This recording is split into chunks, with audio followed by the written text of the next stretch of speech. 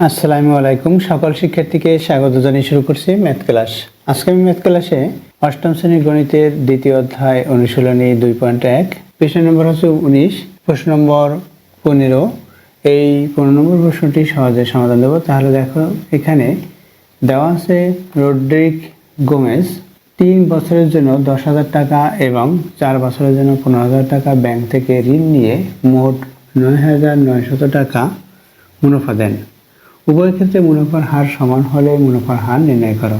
দেখো, এখানে 3 বছরের জন্য নিয়েছে 10,000 টাকা এবং 4 বছরের জন্য নিয়েছে 15,000 টাকা। উভয় ক্ষেত্রে ঋণের হার সমান। মোট ঋণ দিয়েছে 9,900 টাকা। উভয় ক্ষেত্রে মুনাফার হার সমান হলে মুনাফার হার নির্ণয় করো।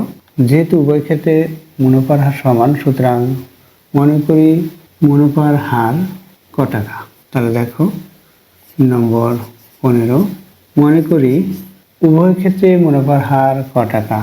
মুনাফার হার ক টাকা, তাহলে মুনাফা কত আমরা বের করতে পারি প্রথম ক্ষেত্রে, দ্বিতীয় ক্ষেত্রে এটা মুনাফা কত সেটা বের করতে পারবো।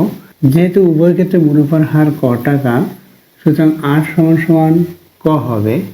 সুতরাং আর ইকুয়াল ক পার্সেন্ট বা ক টাকা, ক পার্সেন্ট। এখানে সময় প্রথম ক্ষেত্রে, এখানে সময় n সমান 3 বছর। আসল বা মূলধন, আসল 3 বছর হচ্ছে সময়। আসল পি ইকুয়াল 10,000 টাকা। লিখে নিই, সূত্রটি আমরা জানি। সরল মুনাফা আই ইকুয়াল পি এন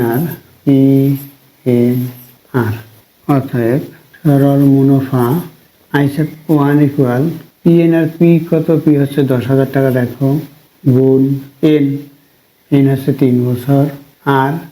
আর কত? এখানে ক পার্সেন্ট, ক বাই 100, এটা টাকা। এই 100 দিয়ে এটাকে ভাগ করি, তাহলে দেখো এখানে 2টি শূন্য, এখানেও 2টি শূন্য বাদ হবে কত? এখানে 100 থাকবে, অর্থাৎ এই 2টি শূন্য, এই 1, এটা লিখেছি। এখন এগুলো গুণ করব। গুণ করলে কি হবে? ইকুয়াল 100 সাথে 3 গুণ করি 300, তার সাথে ক গুণ করলে 300 ক, এত টাকা হলো। দ্বিতীয় ক্ষেত্রে মুনাফার হার উভয় ক্ষেত্রে যেহেতু সমান, দ্বিতীয় ক্ষেত্রে এখানে মুনাফার হার যেহেতু উভয় ক্ষেত্রে মুনাফার হার সমান, সুতরাং মুনাফার হার আর ইকুয়াল ক পার্সেন্ট, সময় এন ইকুয়াল 4 বছর এবং আসল, সময়কে আমরা এন সাব 1 ধরি আসলকে, এবং আসল পি সাব 1 ইকুয়াল 15,000 টাকা। বের করতে হবে সরল মুনাফা আই সাব 2 ইকুয়াল হোয়াট। অতএব আবার আমরা জানি I sub 2 equal P sub 1 N sub 1 R equal P সাবের মান কত? পি সাব 1 এর মান হচ্ছে 15,000 টাকা, গুণ এন সাব 1 হচ্ছে 4 বছর, গুণ ক পার্সেন্ট অর্থাৎ ক বাই 100। এটা দিয়ে এটাকে ভাগ করি, 2টি শূন্য বাদ হবে, অর্থাৎ 150 হবে। এগুলো গুণ করি, দেখো এখানে টাকা লিখি, টাকা 4 দিয়ে 15কে গুণ করলে 4 রং 60। এখানে একটি শূন্য আছে, শূন্যটি লিখে দেই, এত ক টাকা। যেহেতু উভয় ক্ষেত্রে মুনাফার হার সমান, তাই প্রথম ক্ষেত্রে 300 টাকা এবং দ্বিতীয় ক্ষেত্রে 600 টাকা হলো। এখন এই যে মুনাফা পেয়েছে, এই মুনাফাটা এখানে দেখো মোট মুনাফা দিচ্ছে এত টাকা প্রশ্ন মতে, তাহলে এটা প্লাস এটা সমান এত হবে। দেখো, ব্যাংক থেকে ঋণ নিয়ে মোট 9,900 টাকা মুনাফা দেন। আমরা মোট মুনাফা কত পেয়েছি? এটা পেয়েছি আর এটা পেয়েছি। তাহলে কি হবে? প্রশ্ন মতে 300 ক প্লাস 600 ক, 300 ক প্লাস 600 ক ইকুয়াল 9,900 টাকা। এটা হলো। দেখো, এখন আমরা এটার সাথে এটা যোগ করতে পারি, যেহেতু এটায় বর্জিত রাশি হিসেবে এখানে ক আছে, এখানে ক আছে। ক এর মান বের করব, তাহলে এই 3-এর সাথে 6 যোগ করি 9 হবে, অর্থাৎ 900 হলো। 900 ক ইকুয়াল 9,900, আমরা ভাগ দিই, ক এর মান বের হবে, অর্থাৎ ক সমান কত হবে?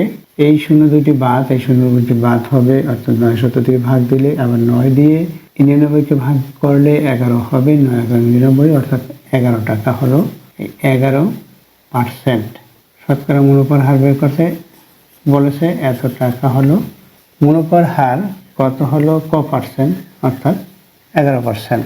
উত্তর আমি সংক্ষিপ্ত লিখি 11%। আশা করছি বুঝতে পেরেছো অঙ্কটির সমাধান কীভাবে করতে হবে। দেখো এখানে প্রথম ক্ষেত্রে আমরা এখানে প্রত্যেকটা প্রতীকে অর্থাৎ আই চাপ 1, পি চাপ 1, এন চাপ 1, আর চাপ 1 এভাবে ধরে নিতে পারি। প্রথম ক্ষেত্রে সূত্র এটা। দ্বিতীয় ক্ষেত্রে আই চাপ 2, আর পি চাপ 2, আর চাপ 2 এভাবে ধরে নিতে পারি, কিন্তু উভয় ক্ষেত্রে আর একই, সুতরাং এখানে আই চাপ 1, পি চাপ 1, এন চাপ 1 এভাবে, এবং দ্বিতীয় ক্ষেত্রে আই চাপ 2, পি চাপ 2, এন চাপ 2, আর এভাবে ধরে নেব, যেহেতু আর উভয় ক্ষেত্রে সমান আর একই, তাই আর এর আর চাপ 1, আর চাপ 2 ধরার প্রয়োজন নেই। দেখো এই অঙ্কের বিকল্প নিয়ম আছে।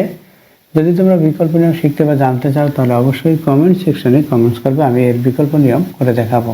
এতক্ষণ ম্যাথ ক্লাসের সাথে থাকার জন্য সকলকে ধন্যবাদ জানিয়ে আজকের মতো বিদায় নিচ্ছি।